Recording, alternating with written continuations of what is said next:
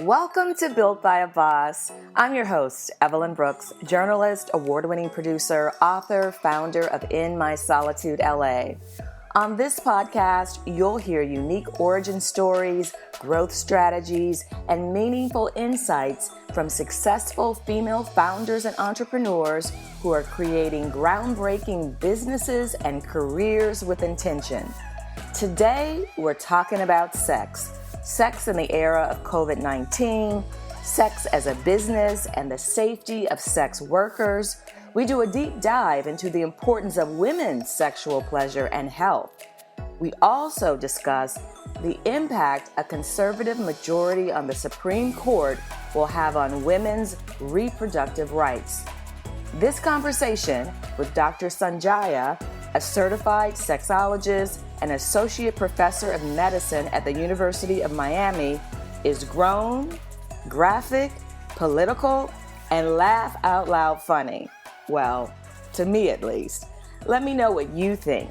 You can leave a comment for me on Instagram at builtbyaboss, and you can find Dr. Sanjaya at Dr. Sanjaya. That's spelled DrSonjia.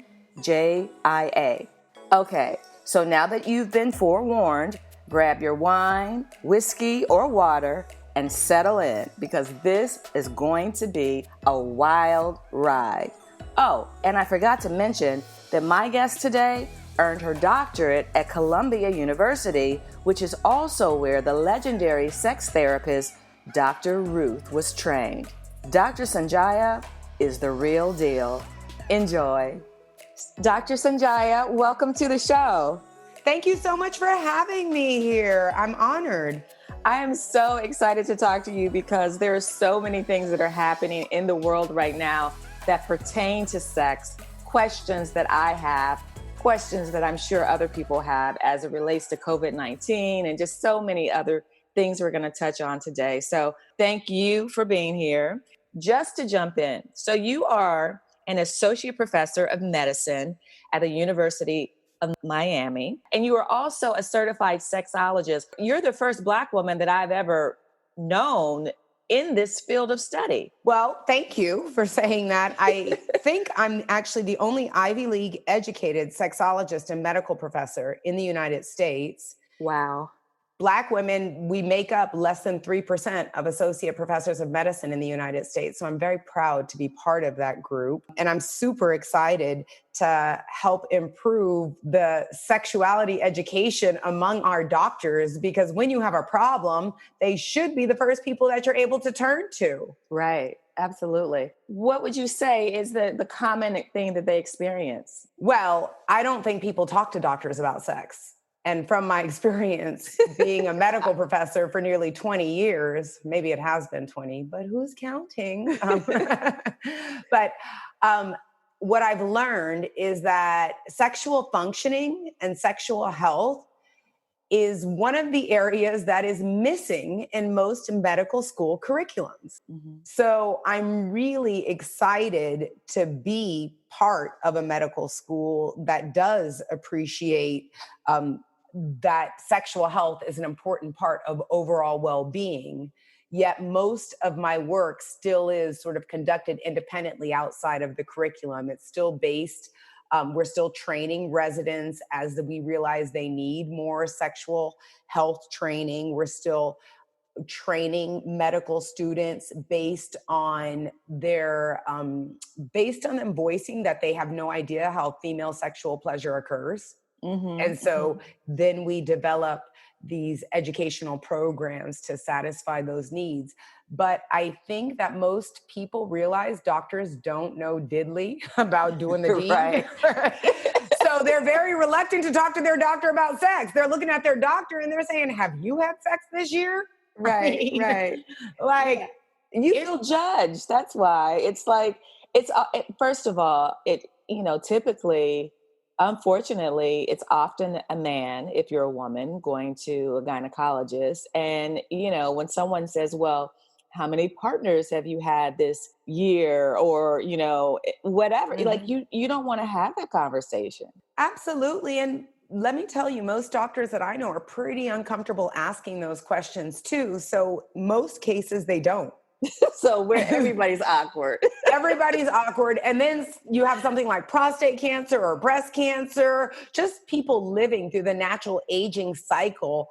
It's invariable. You're going to experience something that's going to impact your sexual functioning, whether it's diabetes or, sleeplessness, erectile dysfunction. All of these things are very, very, very common, and doctors are very good at treating the disease and very bad at treating the implications of the cure or of the treatment. So when I say, like, many people go through prostate cancer treatment and they never realize that it's going to have an effect on their sexual functioning, or ovarian cancer treatment, and they never understand the implications for their sexual functioning following that.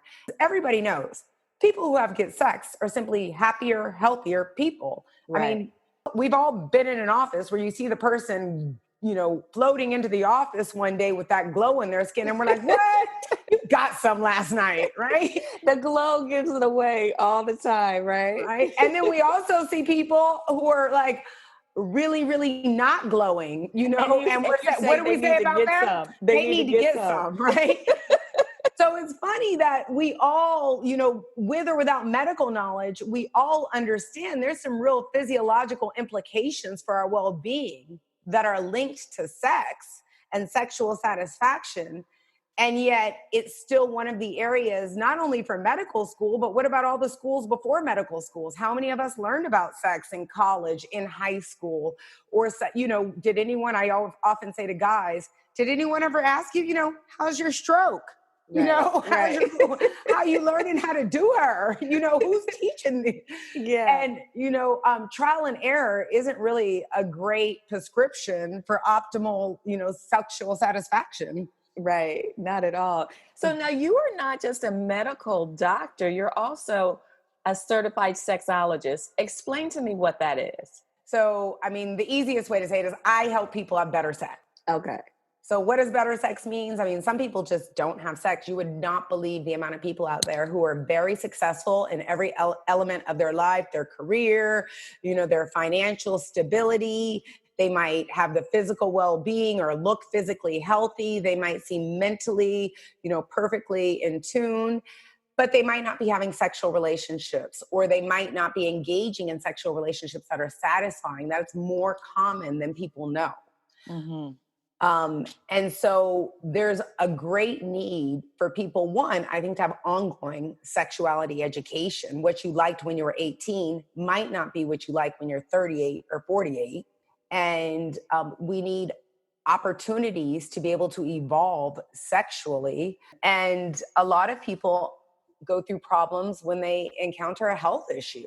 Their sexual functioning changes and they don't know how to deal with that, especially if they're in a committed relationship. It's not only the person who's dealing with some sort of health issue that impacts their sexual functioning, their partner is also dealing with it.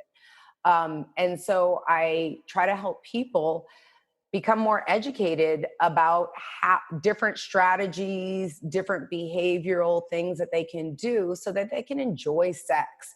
Unfortunately, in America, we look at sex like it's either rape or porn, right? Yeah, there's no in between. So this is interesting because when you talked about people that are or are not having sex, I always hear these different stories about how, like with athletes, right? Before a game, they tell them they can't have sex. Or, sometimes you feel like if you're studying for an exam or you have something important to do, it's always like, you don't want to have sex because it's a distraction from whatever it is that you're trying to do.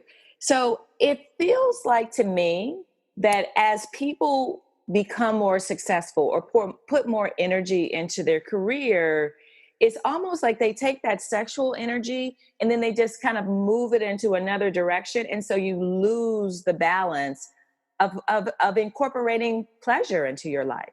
I think there's a lot of truth to what you're saying. I think that stress is the number one killer of sexual satisfaction.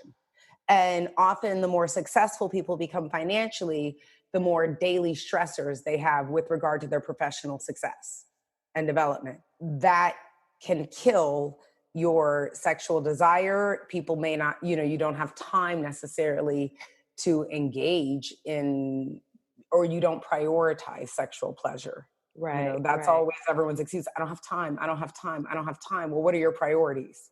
Right. But then there was there are other times when you have plenty of time. You know what I mean? And maybe it's not so much the time, but maybe it's the excitement, maybe it's the partner. I mean, there's so many things. But speaking of stressors, like we're in the middle of the biggest stressor of all, COVID-19. Right. So do you feel that people are having more sex or less sex as a result of the pandemic? Well, COVID-19 is tricky because one, it's given many people a lot more time in addition to stress. Although stress can kill sex drive, what do you do when you're stressed out and anxious and you have a lot of time, right? So it's a tricky situation here, especially among people who maybe, you might not really like your boyfriend or your girlfriend at the time. You were going to break up and then COVID struck, right? Right. Or your husband or your wife or whatever. But now you can't really date a stranger, or you can, but there is, a lot of barriers to being able to have sex with someone new if you're really concerned about your health. The person starts, well, if I'm going to have sex, I might as well have sex with this person who I'm stuck in the house with. So I know in Miami, and I do a lot of work, Miami-Dade happens to have the highest rate of new HIV infections in the nation. For 14 of the last 16 years in the United States, Miami-Dade has led the nation in new HIV rate cases. And I know that HIV transmission has increased significantly since COVID. Wow. You're like, wow. Definitely increased since COVID, which leads me to people are having more sex. And I know with more time, I mean, think about the time it used to take to get dressed, to drive to work. So, people have all this extra time. Right. So I personally, and the data isn't there yet, I do think people are having more sex in COVID, although I'm referring really to people who were either super promiscuous and were promiscuous before COVID, or people who were in a committed relationship. Got it. So you had someone to have sex with. I don't know about like if you're a single person and you're looking for your ideal partner and you don't want to be promiscuous. From what I've heard, there is not a lot of sex going on. I heard from a single friend the other day. She said, this is great, this COVID dating. I've been out with this guy 7 times and we haven't even kissed. So how do you date with COVID? And if you wanted to have sex with someone new, other than the normal precautions, like do you wear a mask and a condom? Like, how does it work? The one thing about COVID, and I think this is true for all sexual things, is I think COVID has hopefully made new sexual partners, slow down a little bit and evaluate a little bit closer before deciding to have intercourse. And I think the value in taking time to do that is by the time, if you already like someone and then you have sex with them, it's so much better than if you like someone, you're attracted to someone, then you have sex, and then a week later they disappoint you. Right. It's much better. At least COVID gives you a 2-week waiting period. If I were a single person, I would say, let's get a COVID test. Right. Let's wait 2 weeks, get another COVID test. And then along that, we might as well get our other tests like HIV, syphilis, Let's just do it all. Let's just do everything. And then HPV, make sure that's getting, because everyone's got HPV. And then by the end of that 2 weeks, if you still like each other, how many times, and I know a lot of the people listening are going to say, how many times have people had sex? And then 2 weeks later, they're like, ugh, I can't stand that person. So at least COVID, you have an excuse to have a nice waiting period where you can get to know a person. I know sexual pressure is so often in the age of dating now with all of the online dating. Sexual pressure has really skyrocketed. Whereas if you're not engaging in some sort of sensual intimacy within the first couple of dates, it's not going to happen. There's no opportunity to build relationships. I'm not sure that's the best for society, having all of this pressure for participating in sexual exchanges. One of the strategies I've often really promoted to single people is the HIV test date. And I think this could be emulated during COVID as well.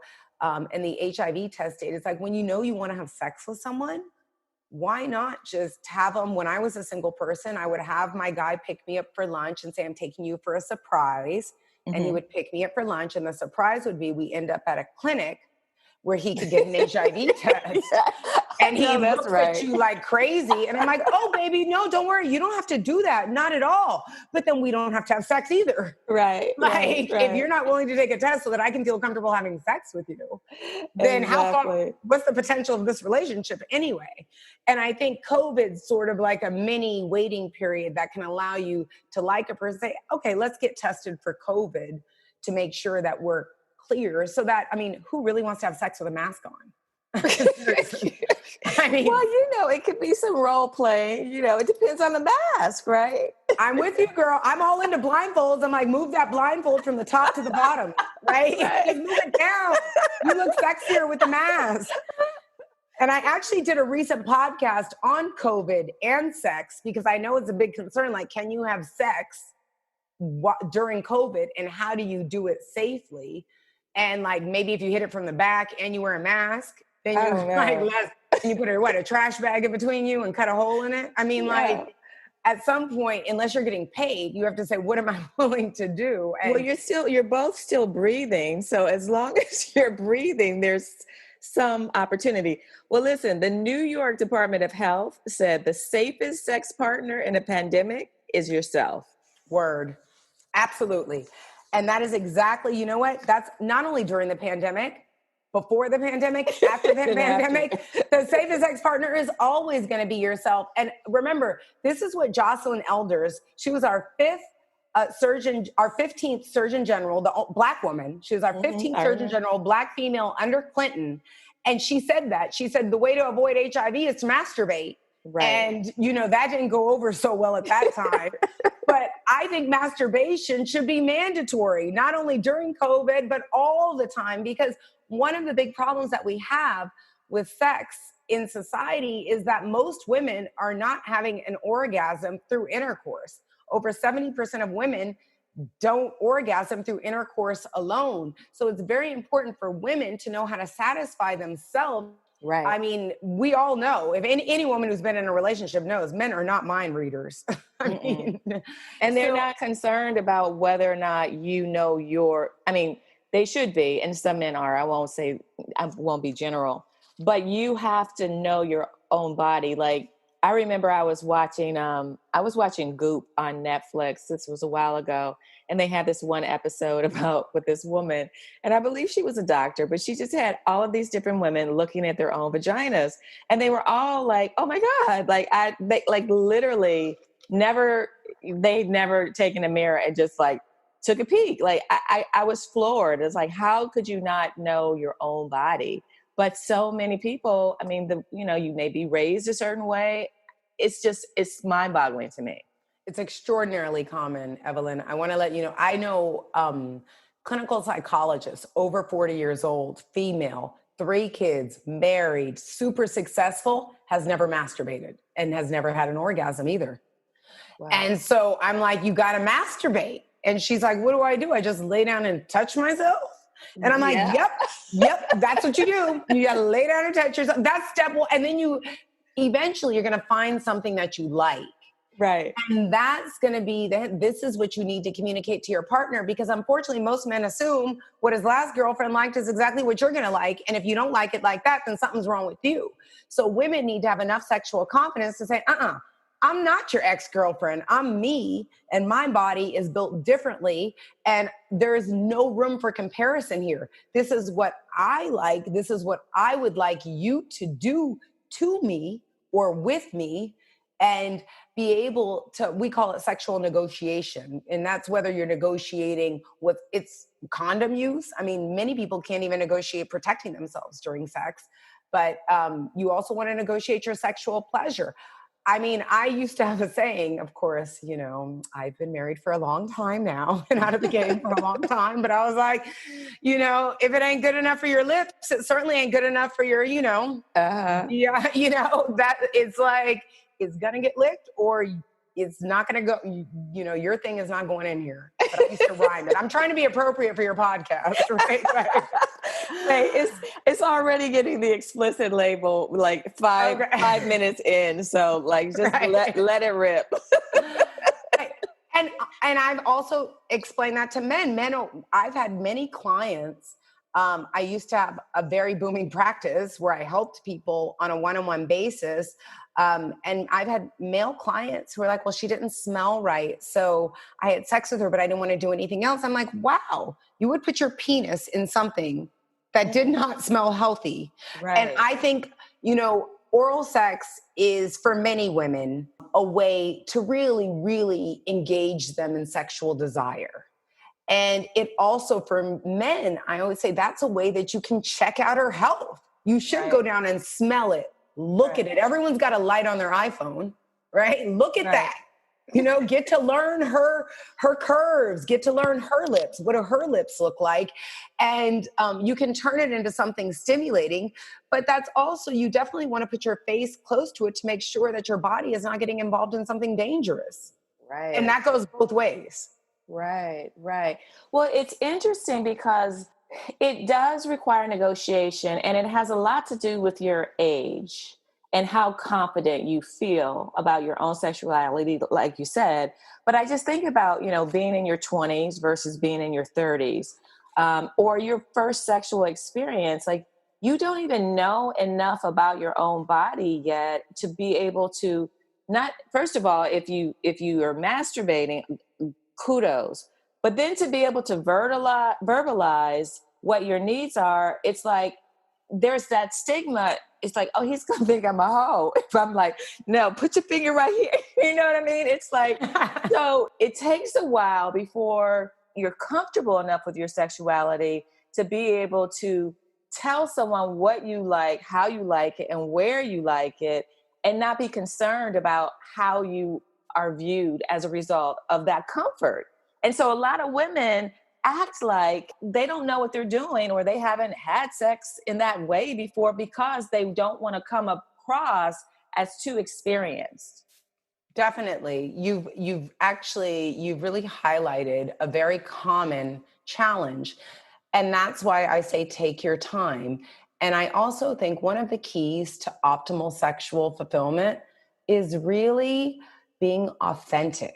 Like, it's okay to not be sure. I'm not really sure how to say this. I don't want you to think I'm a hoe. Right. And my last boyfriend didn't do it for me. And it was a real challenge. Or I've actually spent a lot of time learning my body, things I want to make sure that I protect myself and I take care of myself and I engage in sexual exchanges with someone who's concerned about my pleasure. So I would like for you to also be open to learning about my body and learning what makes me feel good. Everyone's body is different. And though we've had sexual partners in the past, I know that your body is different from my last partner. I'm definitely different from your last girlfriend. I'm so much flyer, so much better, so much, just kidding. Just better. Just better. No. But so when I say authentic, it's okay to say I'm nervous. It's okay to say I'm not sure. It's okay to say I think we need more time to play with each other. And you know what a turn on that is? One thing that I think that we've forgotten with this online rapid dating age is that sex is the culmination of desire. But what about the building of desire? And that is that's what makes you want to see someone tomorrow. That's what makes you want to call them tomorrow. And so I have not seen the benefit of rushing sex. I know that many people like, yes, and I got married to that girl who I had a one-night stand with or whatever, but that is definitely the zebra without stripes. For most people, it's the one who you really wanted to be your best self for.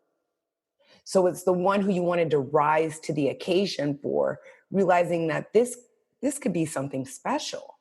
And so my my take has always been, if someone's not willing to engage in that type of a conversation with me, or if they do engage in it and then they're like, you know what, I wanted to do it tonight, then I would much rather know before we have sex. Right. Well, it's interesting because I think it depends on the man, because some men will engage in that conversation to humor you so then they can get to it. So they're like, okay, yeah. And they'll listen. You know what I mean? It's like they'll have that conversation. But the other piece is, I think our society is visually so stimulated that maybe it's not that, maybe people don't require that type of foreplay in the way that they did when all you saw was a woman's ankle. I mean, it's just, we're just so far gone now in terms of what you see. I mean, Instagram is like soft porn, you know, and we won't get to, you know, OnlyFans, but it's kind of like that idea of kind of slowing it down, and we'll go at a slower pace. It's like, if you're of a certain age and generation, it's all of that seems old fashioned now, because what are you hiding? Like, we see it all now. You know what I mean? It's so available and visual.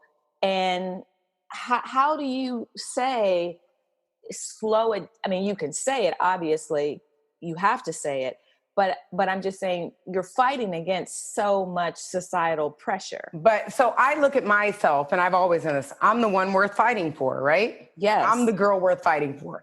So I happen to love Nicki Minaj, first of all. I recently saw a comedian, and she said something very, very funny. And when I have sex with someone, so I wanted to preface this. I love Nicki Minaj. I'm going to tell you what this comedian said. Okay. She said, I want people to like me for my wit, for my personality. She was a comedian. She said, I want you to come to my shows because I tell jokes. That's why I don't turn around and put on a G-string and make you look at my ass all day. Right. Because then you wouldn't respect my jokes. Right. So she said, I like Nicki Minaj, but Nicki Minaj was talking about how people don't respect her. Well, no, you're turned around in a thong with your ass in their face all day. So it's really hard to respect your intellect when you're forced. I mean, she said, if a man, this was the comedian's word, if a man came out to a performance and he showed us his nuts and his ass all day, like, are we going to be listening to his rap? Right. And I know one thing I like when I'm having sex is I want to be the only girl in the world. And I want you to know, you know, Sanjaya is so dope. She is so smart. She takes care of her body. She's trying, you know, she's got goals that she's trying to achieve. There is no one else like Sanjaya. She's not like my ex. She's not like this. She's not like that. And so I really want them to appreciate all of my many, many, many qualities. In addition to me, yes, maybe I look sexy to them. Hopefully to my partner, I do look sexy. So in addition to that, I want them to but how can they appreciate me, all of my wonderment, if I bang them the first night? Because I'm a complex person. I have so many layers, like so many amazing women out there. We've got layers and layers and layers. I have a rule. When I was single, I don't have sex with someone one time. It's 10 times or no times. And of course, so I met my husband at a bar on a Friday night in South Beach, right? And he was like, I'm very attracted to you. And he had all his game and blah, blah, blah. And I'm like, look, I don't play that. You know, I don't even have sex with people one time. I have sex 10 times or no times. And all these guys at the bar heard like, whoa, I had sex, 10 times tonight. They got all kinds of things to say. But what I said, no, 10 times on 10 separate occasions. That's at least 2 weeks to get to know someone, right? But I'm not going to have you open this can of worms. Where I'm now sexually excited and I now desire you, and then you're not available? Are you kidding me? Like the next day, you're never going to call me again? So I think it's very powerful to lay out your sexual expectations and then see if the man or the person who you're interested is willing to rise to the occasion. I know with my husband now, he was like 10 times and he said like every other, oh yeah, I has no problem. 10 times. And I said 10 separate occasions, which is at least 2 weeks. So you could do it 10 times in one night, but that only counts as once. Right. 10 separate occasions, which means, I mean, if we're in a rush, that's a minimum of 2 weeks, right? That we're having.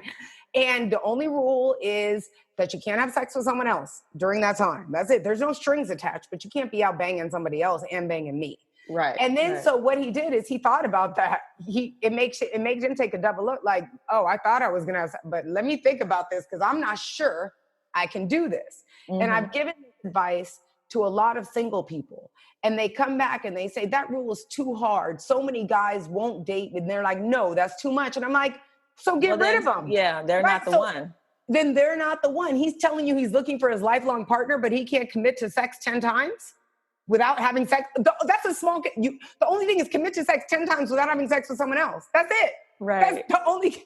So if someone can't commit to sex with you 10 times without having sex with someone else during that time, how can you have a relationship with them? Right. Absolutely. So I'm firm. Like, remember, people are only going to love you as much as you love yourself.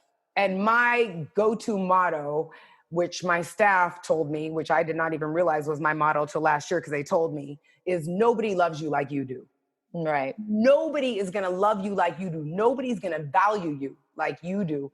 And when you value yourself, like, I feel like I'm the bomb. It's like I come with all this sexual education, plus a very conditioned body who's ready to engage in sexual pleasure. And you want me to give that up? What? Without any sweat? with no rules? I'm not on sale. Right? I'm at the high price, I'm not at an outlet. You know what I'm saying? I'm at a high-end store. I'm a diamond. It's not Nordstrom's rack, all right? Exactly. So I think that is something that has been missing. Although I do think that we do have some female representatives. I mean, in modern culture, we have who are saying, no, I am all of this, and you're going to measure up, or you're going to go look for a different chick.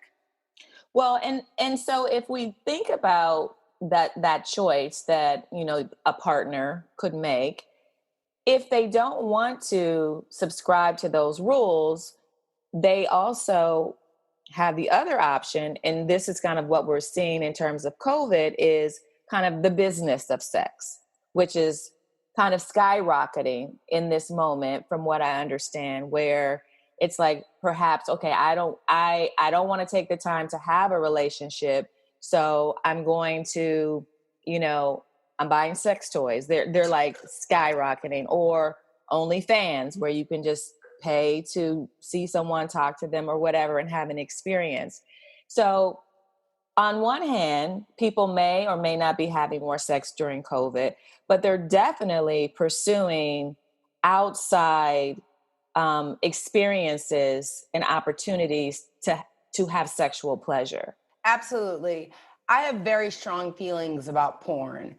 I mean, I think that most people have forgotten that porn are films, right? These are paid actors acting out a fantasy.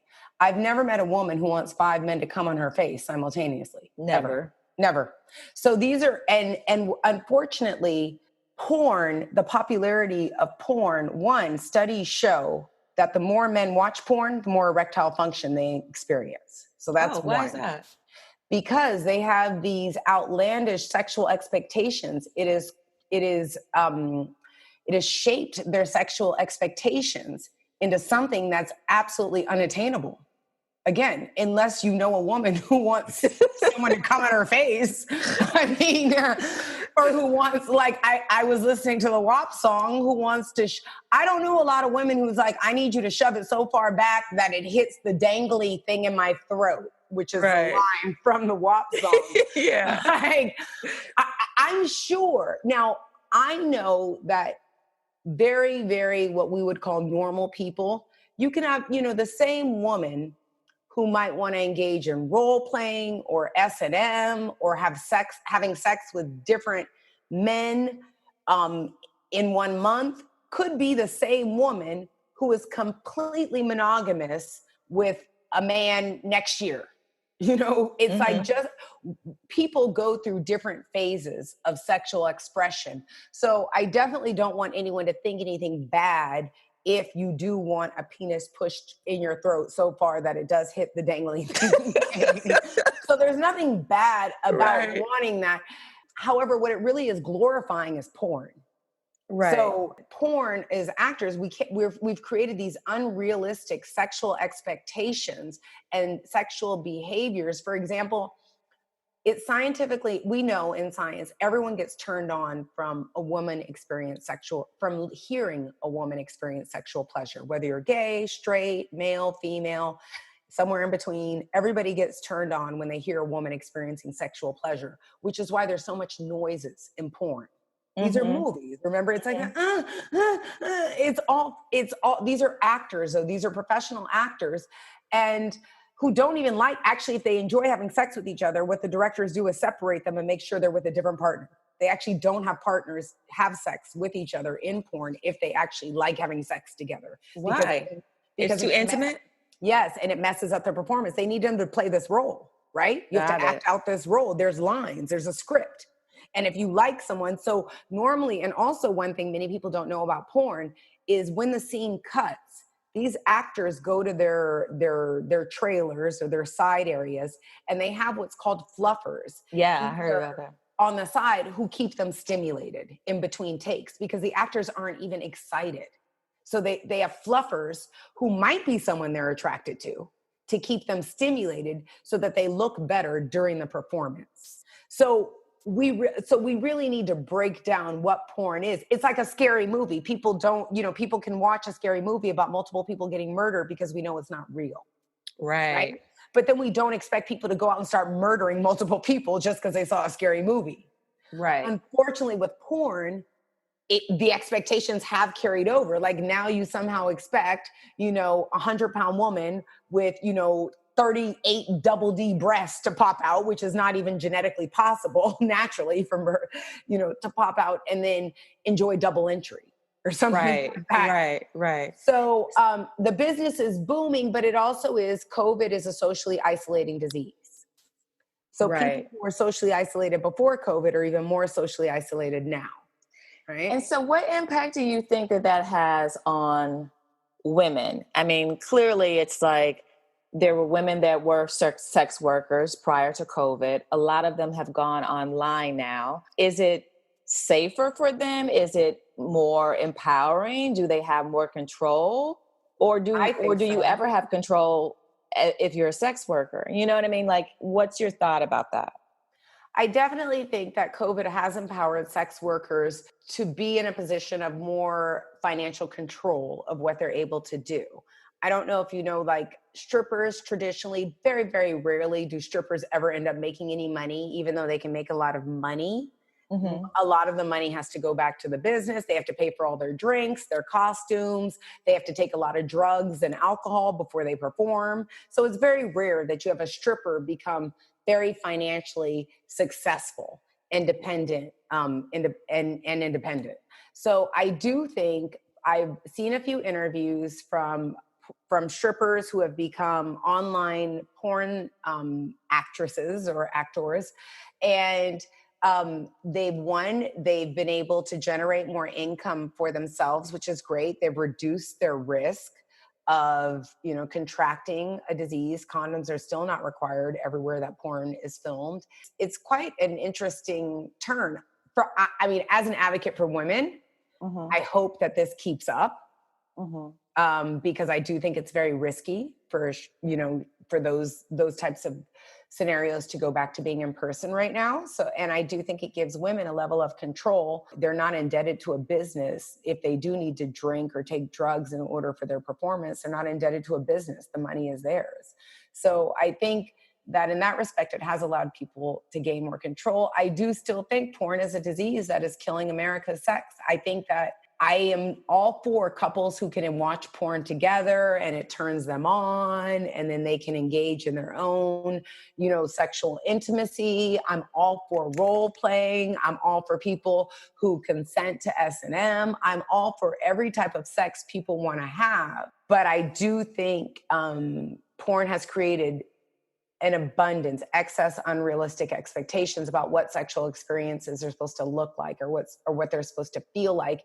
And I think that too many women are caught up in acting out a role rather than being focused on engaging in sex for their own pleasure. to me, it boils down to, are you in control of your own sexuality? Even the WAP video, and just the idea how some men were like really upset about it. And they were like, you know, what kind of message are you sending?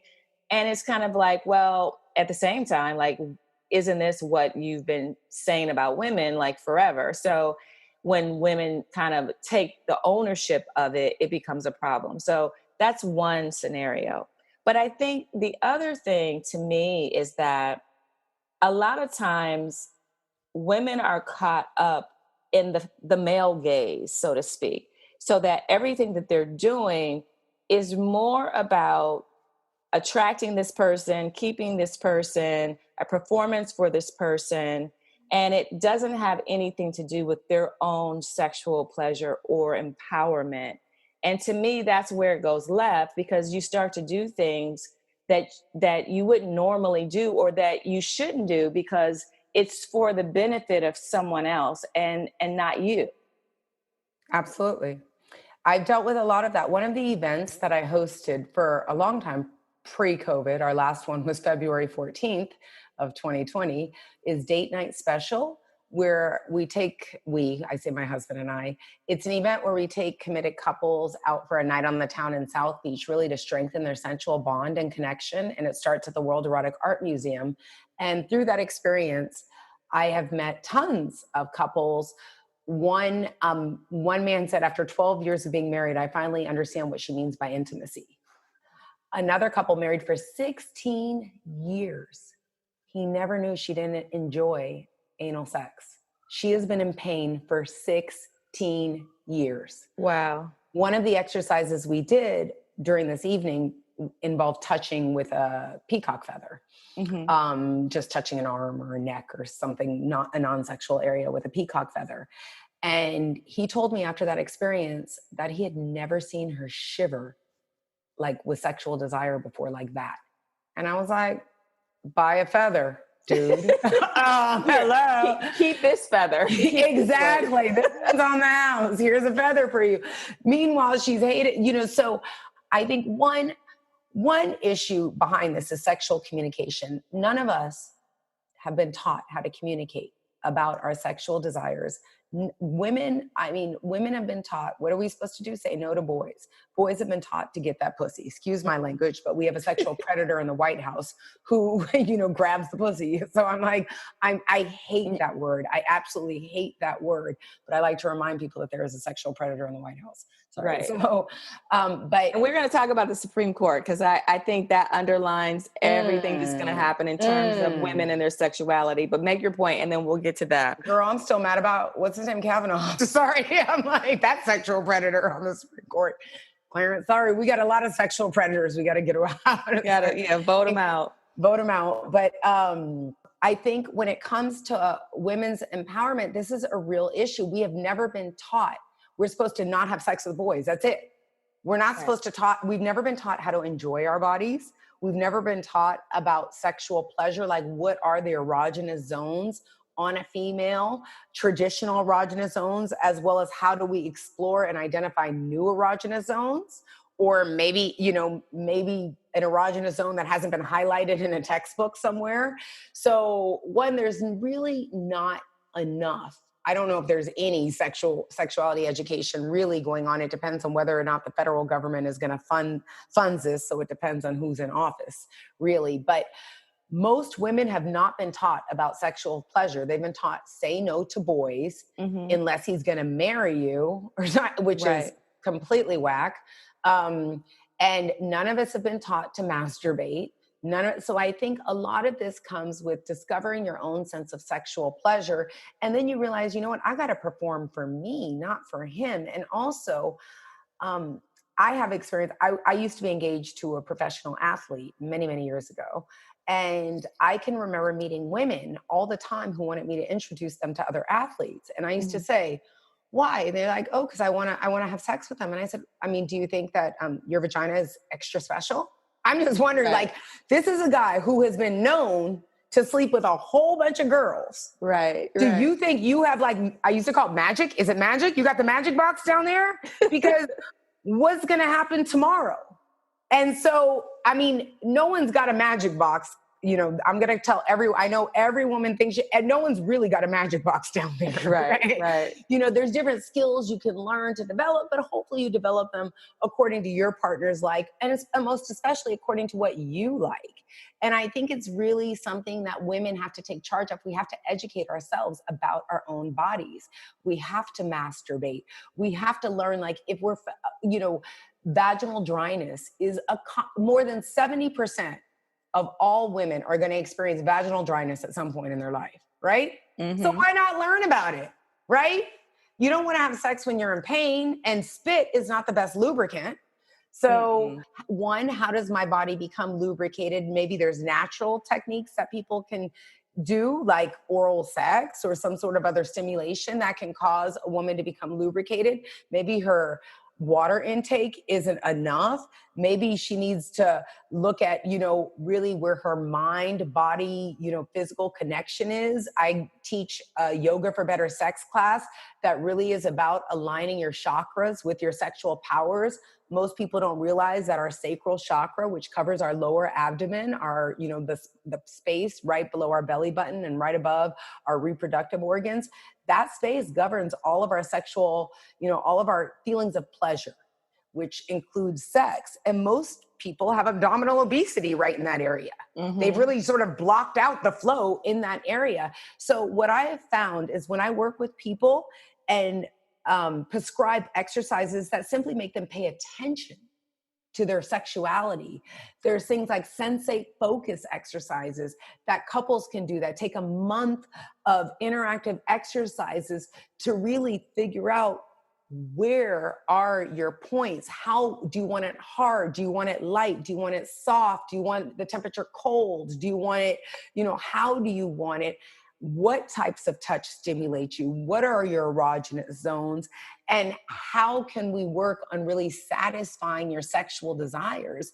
And but it takes time. No one becomes a lawyer without going to law school, right? No one becomes a doctor without going to medical school. And yet we're willing to engage in all of these types of sex acts without really knowing our own body. I used to say everybody needs a license to ride. My gosh, you can kill yourself out there, right? We even have to take a test to get a driver's license.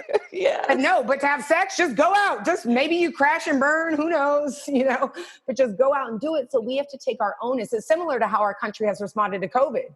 You got to protect yourself. You got to look at, like, what do I have to do? I got to socially distance. I got to wear my mask. I got to make sure, you know, I'm surrounded by people who are going to respect, you know, my decisions to protect my own health as well. If a woman is serious about achieving her optimal everything, and she's going to take time to think about, what do I like during sex? And it might be getting beat from the back and getting it shoved down your throat and all of that. And that's all right. But you got to make sure you're doing it for you and not to fulfill a role and not to fulfill some fantasized, you know, images that someone has picked up from porn, because that is not real sex. Absolutely. So the flip side of that is that you do all of this exploration and you realize that you like something and your partner doesn't like it.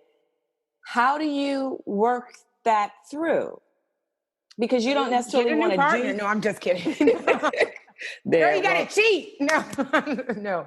Okay, so give me an example. Like, you like oral sex and your partner doesn't like performing it?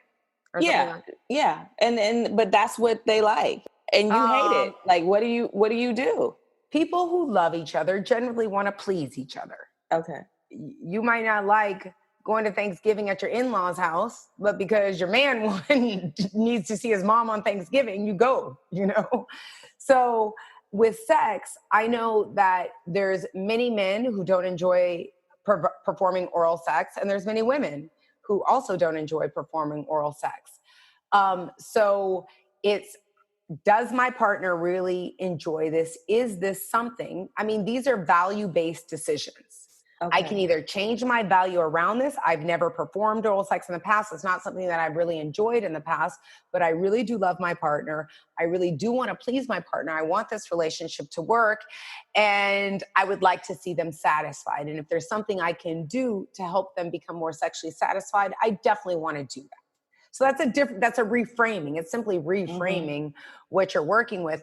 I once had a client who was married for 10 years and had never performed oral sex on her husband and wanted to. For his for their 10-year anniversary, she wanted to. Oh my God. For And real? so, but Wow. I know, I was like, y'all still married? Sorry. But Wow. I appreciated her seeking help. So what we devised was a 30-second fellatio session for her. And it was that, she had been married 10 years, so she had never gone down into that region before with her face. So we devised, it was a very clinical plan. I mean, there were diagrams that I worked with her on. We're going to do this. We're going to do this. We're going to do this. And do you think, because she was like, I think I can do it for 30 seconds. So remember, fellatio doesn't necessarily have to involve a penis going into your mouth. There's also testicles. There's your hands. Right. There's just, you can also just, there's the tip of the penis. It doesn't necessarily need to be physically uncomfortable. And so we devised a 30-second strategy for her to orally please her husband. And very quickly, that 30 seconds turned into 3 minutes over a couple of months. And then 6 months later, it was no longer an issue. So they had spent 10 years, though.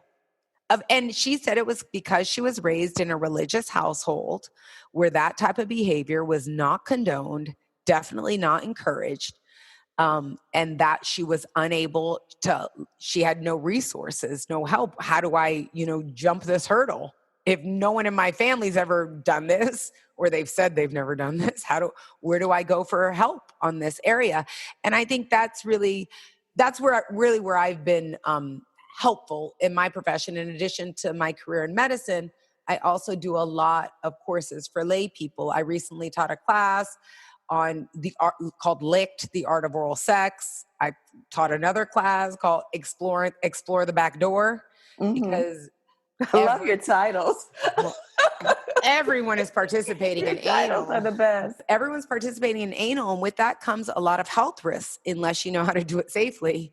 So I think that there's a lot of room for more laypersons' sex education. America still isn't ready, or has not shown to be ready, for some sort of ongoing resource like that. Rape and porn, that's how we talk about sex in America, but everybody forgets sex is supposed to be good. It's supposed to be like ice cream with a cherry on top. Absolutely. And that's where we're forgetting. That's where we need to do. How do we get to that ice cream with the cherry on top piece? Let's stop talking, this is nasty, this is rape, this is porn. What about all the good parts? And I think because we don't talk about that in society, the good parts of sex, oh my gosh, this woman had 12 orgasms with her husband of 20 years. When are we going to see that on the news? You don't. Well, I think it goes back to our roots, or the roots of the country, the Puritans. It's puritanical, patriarchal, and that women were basically not able to, until Roe versus Wade, you couldn't really enjoy sex or experience pleasure because of your concerns about getting pregnant.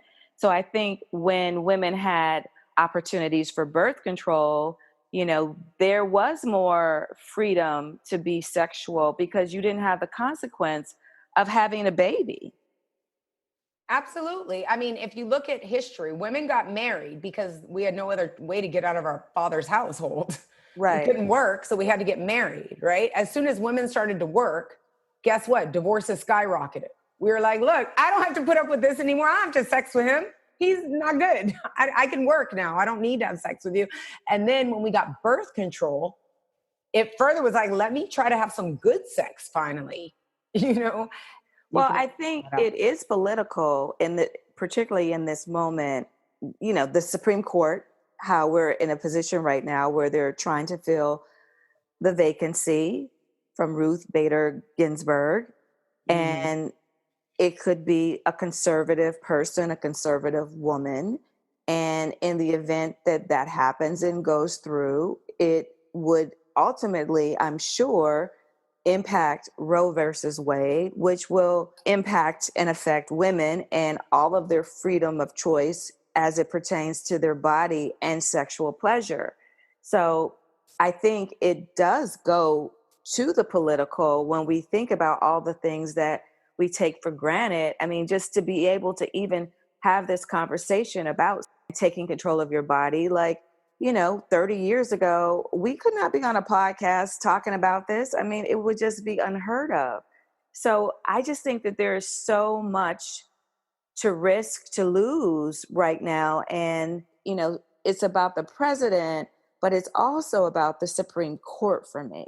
Absolutely. I mean, for me, it's about having someone who respects women, period. We make up more than half the country. I mean, Yes. and I know that this is structural violence in every American institution. And I'm saying, or every institution within America. I work at a medical school.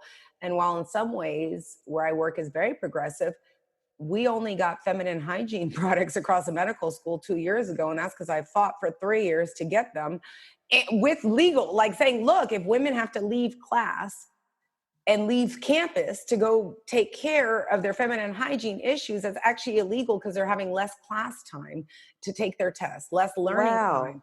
And it had to come down to that. I could not convince, like most medical schools, we are run by men. Mm-hmm. It is a lot of blue-eyed men running my medical school where I work. And it's like, they're like, I'm not in charge. Can't they just, monitor that themselves? And then you have to explain, as doctors know, because they're all doctors, right? A stressed out woman's menstrual cycle is not predictable. And you've never found a more stressed out woman than a female medical student. So, right. Absolutely. But I'm saying when we're even fighting over, we still have these crazy taxes on feminine hygiene products. We have what's called the pink tax, right? Mm-hmm. And these are on all of these female products that are needed for us to maintain our hygiene. And yet it's men creating these laws that are very anti-female, anti-women. Anything can happen right now. And so it's very, very, very important for women to vote in their own interests. And what that means is we have to vote to be equitable people in America, that with equitable rights, with full control over our own bodies. There's states where different types of sex are illegal, or we just finally got off interracial sex was illegal for the longest time. For longest until recently. I was actually born only 6 years after interracial marriage was legalized. And so that reminds people how recently these laws have been changed, and they could go back. As we've seen, they're willing to go backward. I think a great point to kind of close on is just the idea of taking responsibility for our bodies and our sexuality is not just about our physical pleasure, but our physical health and well-being as well. And that has a lot to do with who we put in office that's looking out for our interests. It's not just about whether or not we're having an orgasm or not. Absolutely. For all we know, we won't be allowed to have an orgasm. Like she was, seriously, like, right. We're not going to be like, oh, she came too much. Now we're in jail because we had an orgasm. I want women to be able to express all their different variations of sexual pleasure and also be able to embark to pursue them. And if a woman, many men want to have sex with multiple women, right? And if that is a woman's choice, she absolutely should have that right. It should also be a woman's choice not to have a baby by a rapist, Right. There's things like the Mona Lisa laser. As we talked about earlier, vaginal dryness is extraordinarily common among women. There's tons of outpatient procedures. The Mona Lisa laser is one of them. I've recommended it to many breast cancer and ovarian cancer survivors. It's an outpatient procedure that it takes about 30 minutes. You can do it during lunch, but after 3 sessions, it can restore a woman's ability to become naturally lubricated. It can restore some of her vaginal elasticity and some things that some of the consequences from cancer treatments. And you know what? That should be paid for by our insurance companies. Viagra is. So why isn't the birth control pills are still not covered? Many companies have the choice about whether or not they want to cover birth control pills, right? Mm-hmm. The Mona Lisa laser is not covered. There's another intervention called the O shot, the orgasm shot, which simply takes your own blood and spins it away. It's very similar. Kim Kardashian got the vampire facial. She did it on TV. And so I like to explain the orgasm shot is it's the vampire facial for your vagina. Okay. It's your natural blood. And they spin it and they isolate certain elements of it. Then they just inject it back into you. There's no risk. And these things should be covered by insurance companies. I mean, mammograms for certain populations. There's certain women who need to get mammograms before 40. They need to be covered. And these are things we really, really need to look at and say, these are people who are going to be making laws about when I get sexually harassed, am I able to file a claim or not? And in January of 2019, at the height of the Me Too movement, I was doing a presentation to doctors on gender and medicine. I bent down to put the presentation into the computer through the thumb drive. And a doctor I've known for 10 years said, oh, good, she's already on her knees. Shut up. And it was to me, as I'm doing this gender and medicine presentation to his group, they were doctors, they were a group of residents already. But I'm saying that can't be allowed. And it wasn't. I actually handled it, and I handled it myself. And I worked very hard to get him terminated. But what we have created in the last 4 years is a culture where women can be dismissed like that. I am an Ivy League educated medical professor. And someone did that to me at work and felt that that was okay. And that is because the culture that's been created in the last 4 years says it is absolutely okay to look at any woman, regardless of her role, as a sexual object. And with that, then they can rape us, they can beat us, they can do anything. Well, let me just tell you that we have a lot of work to do. And I just hope that everything that you have said today has been eye-opening in some way to someone. I hope that people learn something that they didn't know before. You have a podcast, you have a book. Sex in South Beach. You guys can, I'm sure you can find it where you're listening to this podcast. Go to Sex in South Beach, or you can go to South Beach. Or you can go to sexinsouthbeach.com. And then you have a product too. Tell me about that product. I absolutely do. I have Sense Aromatherapy Body Oil. It is my absolute favorite product. And I'm going to sound like a commercial because I love this product. But I want to tell you a little bit. When I was pregnant, I was like, I'm not going to use any nasty mosquito repellents on my body. Everything's just going to be all organic. I'm actually never going to buy anything from a store again. I'm going to make everything. So I took a class on essential oils. And when I was taking the class, I realized, oh my gosh, some of these oils that repel insects, there's some of the same essential oils that I have prescribed to couples to ignite sexual desire. So I started experimenting, and over a couple of years, and then I made an oil. It was originally just for me. It was just a body oil that smelled good, and it was very effective at repelling insects. And within a week, all of my neighbors started asking, what is this? What is this? And then my dentist tried to hug me, and that was weird. And then I was in an elevator, and this guy just starts moving closer to me, and that was weird. And so then everywhere I went, people literally just started physically migrating to me. I was like, oh my gosh, this is craziness. No way. So then I started giving it to my friends and my neighbors. And then my colleagues at the medical school were like, I smelled you in the elevator. I knew you were at work today. And I'm like, this is so crazy. They asked, could I put it in the bathroom at the medical school? So I did. And then I got busy. Right? Because, and they said, well, where's your oil? I said, well, I don't have time to make it anymore. And they're like, well, you have to sell it. And I'm like, I don't know how to sell body oil. What are you guys, nuts? And then we had to do, I got so much pressure from my medical colleagues actually, to create a product for sale that we spent 5 years doing research, coming up with a scientific formula, which is very different than when you're in your kitchen, like a little bit of this, a little bit of that. Yeah. This smells good. So we came up with that, and then it started selling like crazy to a point that then I had to go through, it's on Amazon now, and it's FBA fulfilled. Because it got to the point where I couldn't even fulfill the orders anymore. And it's been tried now. And then the moms reached out to me and they were like, look, my kids can read and I'm using this oil on the whole family. So stop calling it an oil that ignites desire. Because my kids are like, Mommy. I'm sorry. So we had to come up with a whole new label that it ignites a sense of pleasure in everybody who smells it, right? Happy happiness in every drop. And so it's called Sense Aromatherapy Body Oil. You can go to sensebodyoil.com. You click on a link, it's going to lead you right to Amazon.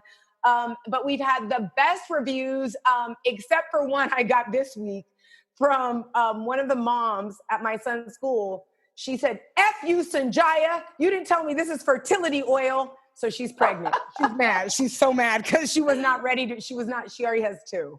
So she's like, I'm never going to be free. Oh, that's fantastic. And what's the name of the oil? It's called Sense, like it ignites your senses. So it ignites desire naturally by stimulating your senses. So it's aromatherapy oil. So it's called Sense Body Oil, SENSE, bodyoil.com. It is aromatherapy. We do have a lot of doctors who use it, and they normally will put it on right before they go see a really stressed out patient, because they say it does ignite a feeling of relaxation. And if you notice, when you are sexually excited, you're like very relaxed, but you're also filled with pleasure. So it really mimics that feeling. I often recommend it to single women before they go for happy hour, like put a little behind your ears and you have no idea why the drinks are flowing your way. I mean, I have another friend, she was like, this guy came over, he's such a jerk. He just texted me to break up. And I was like, oh my gosh, he's awful. He did it by text.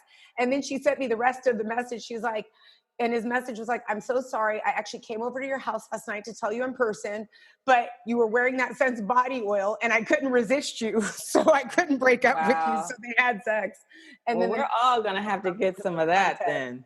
And the best part, it just makes you feel good. And I think that's really the key to female sexual empowerment. When you feel good about yourself, when you want to do yourself, when you're like, everybody else does too. Right. It's like, I am cute. Thank you very much. And I have my Sense body oil on. Right. It's like your little secret weapon, because they don't even know why they're so attracted to you. They're like, and it works on all ages. My mom lives in a 55 and over active community, and her friends wear, and they're like, I love it. I haven't had a date in 7 years, and all of a sudden she's got 3 dates. I'm like, oh, go ahead, girl. Get it.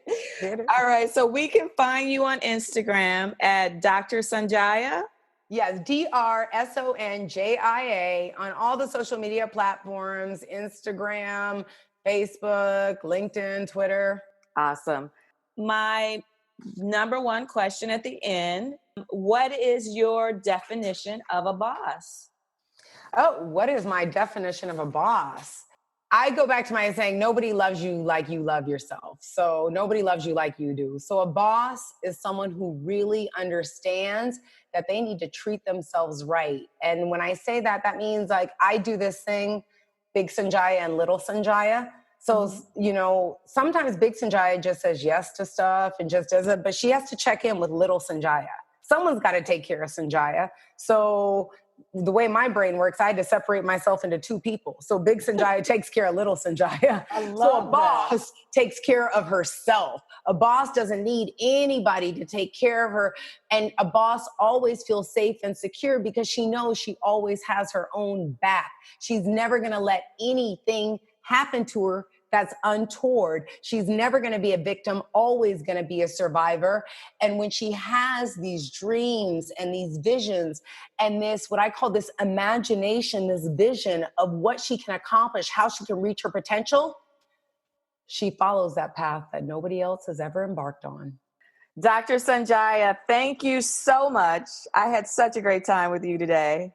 Oh, thank you so much for reaching out to me, Evelyn. It's always great to talk to you. I'm so proud of your new podcast, Built by a Boss. Yes, indeed. Evelyn Brooks is a boss. Thank you so much for listening to this episode of Built by a Boss. Be sure to check out the show notes for more information on some of the resources Dr. Sanjaya suggested. If you're new to the show, like this episode, and found it valuable, please consider leaving a 5-star review and a comment. It really helps other listeners find us who might like the podcast. You can also join our Built by a Boss Patreon community and our private Facebook group. Follow us at Built by a Boss on Instagram, and also visit me at inmysolitudela.com for virtual well-being classes designed to help you decompress and set positive intentions for your week ahead. As always, thanks for listening. I'm Evelyn Brooks. Until next time, be kind, be brave, be better, be a boss.